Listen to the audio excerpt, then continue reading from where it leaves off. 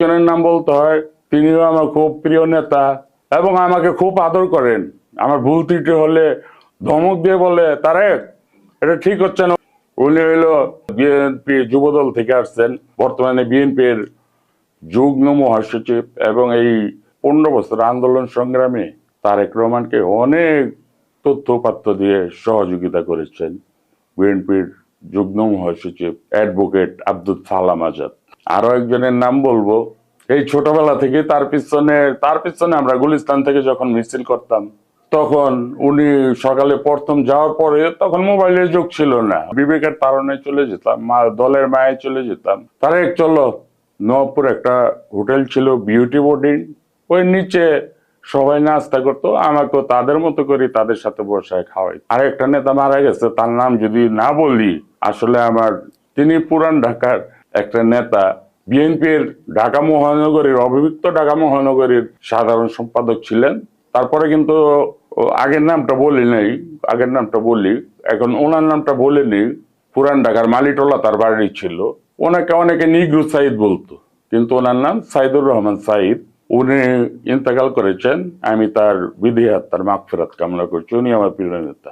তার আগে যেটা বলতে চাচ্ছিলাম, যে আমাকে নাস্তা খাওয়াইতো, দুপুরের খাবার খাওয়াইতো, আদর করতো, পিছনে পিছনে স্লোগান দিতাম, আমার পিছনে তাকায় দেখতো, এই তারেক তুমি আছো কিনা। আমি বলছি ভাই আছি। আমি কিন্তু তখন নেতা না, একটা টোকাই বলতে পারেন। তখন এই নেতার নাম হইলো, বর্তমানে 2টা আসন হয়ে গেছে তার, ঢাকা 4-5। ওই সময় একটা আসনই ছিল ঢাকা 4, আলহাজ সালাউদ্দিন আহমেদ। সাবেক কয়েকবার এমপিও ছিলেন এবং 2001 সালের পরে সংসদীয় কমিটির মুক্তিযুদ্ধ বিষয়ক সভাপতি ছিলেন এবং বর্তমানে বিএনপির কেন্দ্রীয় কমিটির বাণিজ্য বিষয়ক সম্পাদক। এর বাইরে অনেক প্রিয় নেতা আছে, ভবিষ্যতে তো বলবো। আমার অনেক প্রিয় নেতা মারাও গেছে, অনেকে আছে জীবিত। ধন্যবাদ। আপনাকেও ধন্যবাদ। আর ক্ষমা চেয়ে নিচ্ছি, আমি আপনাকে কঠিন প্রশ্ন করি। না না, করবো, অবশ্যই করবো এবং দেশবাসীও করবেন। জনাব আব্বাস সাহেবের সাথে আপনার রাজনৈতিক সম্পর্ক কতদূর? আমি এর আগে মির্জা আব্বাস সম্পর্কে বলে গেছি, মির্জা আব্বাসের সাথে আমার রাজনৈতিক সম্পর্ক কেমন। তারপর তার 2-একটা স্মৃতি না বললেই না, বলতে হয়। স্বৈরাচার এরশাদ 1990 সালের 6 ডিসেম্বর ক্ষমতা ছাড়ছিল। তার আগের দিন তারই ওই সরকারের উপপ্রধানমন্ত্রী, যদিও পরে বিএনপিতে জয়েন করেছিল, কিন্তু সেই সময় এরশাদের উপপ্রধানমন্ত্রী ছিল। তার আগের দিনই একেবারে উনিও ইন্তেকাল করছে, তার রুহের মাগফিরাত কামনা করে যে দল করুক। ওনার নাম শাহ মুয়াজ্জেম হোসেন। আগে সকল দল, আমরা আমাদের বিএনপির 7 দল, আওয়ামী লীগের 8 দল, জামাতে ইসলামী আমাদের সাথে আন্দোলনের ছিল তখন। এই সব দল সহ আমরা আন্দোলনের চূড়ান্ত পর্যায়ে।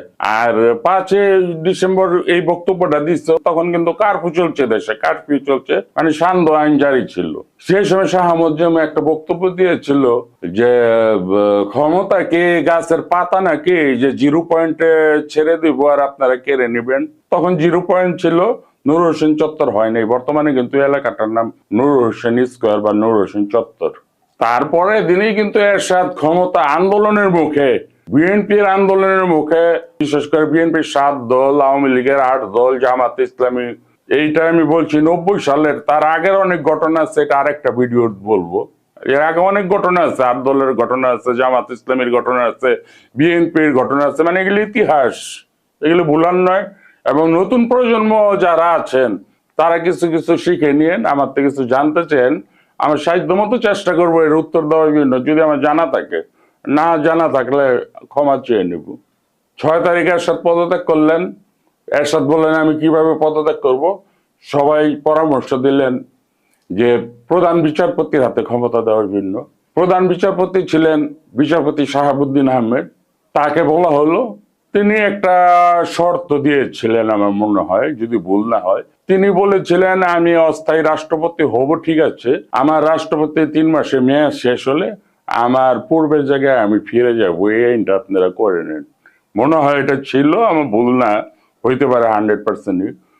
তখন তার শর্ত নিয়েই এরশাদ প্রথম, তার ভাইস প্রেসিডেন্ট ছিল ব্যারিস্টার মওদুদ আহমেদ।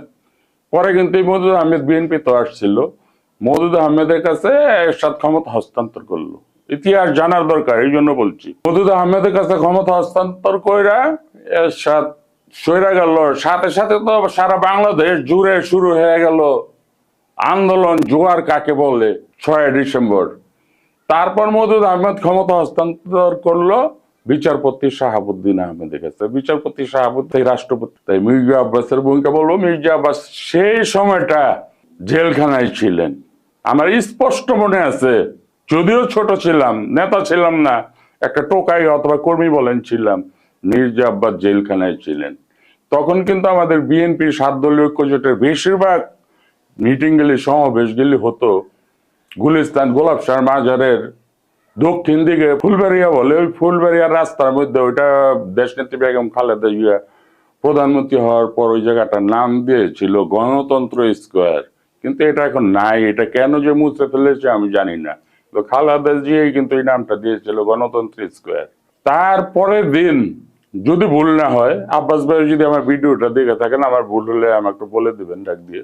তারপরের দিন ওই ফুলবাড়ি স্কোয়ারে 7 দলীয় ঐক্যজোটের মিটিং, আর 8 দলীয় ঐক্যজোট আওয়ামী লীগের মিটিং হলো বাইতুল মোকাররম দক্ষিণ গেটে অথবা তাদের পার্টি অফিসের সামনে, সম্ভবত বাইতুল মোকাররম দক্ষিণ গেটে। আর জামাতে ইসলামী বেশিরভাগ মিটিং করতো শাপলা চত্বর, বেশিরভাগই করতো শাপলা চত্বর অথবা দৈনিক বাংলা অথবা বাইতুল মোকাররম মসজিদের উত্তর গেটে। আমার ধারণা ভুল না, এই সব জায়গায় তারা মিটিং করতো। আব্বাস ভাই ওই মিটিং এ খালেদা জিয়ার প্রধানমন্ত্রী হন নাই মাত্র, স্বৈরাচারের সাথে পতন ঘটছে, দেশ জুড়ে তোলপাড় আনন্দ, হইচই, আনন্দ উল্লাসের শেষ নেই। ওদিক দিয়ে ছাত্র দল, ওই সময় আমানুল্লাহ আমানের নেতৃত্বে, খায়রুল কবির খোকন, নাজিমুদ্দিন আলম, আমার এগুলো মনে আছে, ছোট থাকলে কি মনে আছে, ছাত্র আন্দোলন, যুবদল আন্দোলন, বিএনপি আন্দোলন, ওদিক দিয়ে আওয়ামী লীগ 8 দলীয় ঐক্যজোট আন্দোলন, ওদিক দিয়ে জামাত ইসলামী আন্দোলন, সবাই করছে। পরের দিন কিন্তু ওই মিটিং একটা 8 দলীয় ঐক্যজোট ওদিকে, এদিক দিয়ে 7 দলীয় ঐক্যজোট গণতন্ত্র স্কয়ার ফুলবাড়িয়া। আমার স্পষ্ট মনে আছে, বিন্দু মাত্র ভুল হবে না, মির্জা আব্বাস কিন্তু তখন জেলখানা থেকে ছাড়া পেয়েছে। একটি পুরাতন জিপ, রংটা মনে আমার মনে আছে গ্রিন কালার, পুরাতন আদা ভাঙ্গাচোরা একটা জিপ চড়ে আসতেছে উনি, সম্ভবত সচিবালয়ের রাস্তাতে হবে না নগর ভবনের ওই পাশে গোলাপ শাহ মাজারের দিক দিয়ে হবে, আসতেছে উনি হাত দেখায় দেখায়, কারাগার থেকে ডাইরেক্ট বাসাও যায় নাই, মিটিং এ অ্যাটেন্ড করবে। আমি ছিলাম ধারণা ছোট মানুষ, আমি কিন্তু তার গাড়ির ওই যে একটা ইয়ের মেয়েদের রড দিয়ে দাঁড়ায় আমি কিন্তু ভাইয়ের সাথে সাথে গেছি। ভাই অনেকেই দেখতেছে, আমার ফলো করছে কিনা মনে নাই। আজকে যদি ভাইয়ের ভিডিওটা দেখে তার স্মরণ হবে অবশ্যই এই স্মৃতিটা, আমি ভুল বলছি না, সত্য বলছি। ওইটা দিয়ে আসার পরে অনেকে বরণ করে দিচ্ছেন, বরণ করে নিচ্ছেন, তাকে মালা দিয়ে কথা বলে আনন্দ ফুর্তি করে। তখন স্টেজে খালেদা জিয়ার সাথে সঙ্গে মির্জা আব্বাস যুব দলের, কেন্দ্রীয় যুব দলের সম্ভবত আহ্বায়ক অথবা সভাপতি, এইটাও আমি জানি, আমার বইয়ে লেখা আছে। এই মুহূর্তে যেহেতু প্রশ্নটা করছো, এই জন্য আমি বলছি আহ্বায়ক আর সভাপতি দুইটার একটা কনফার্ম হবে।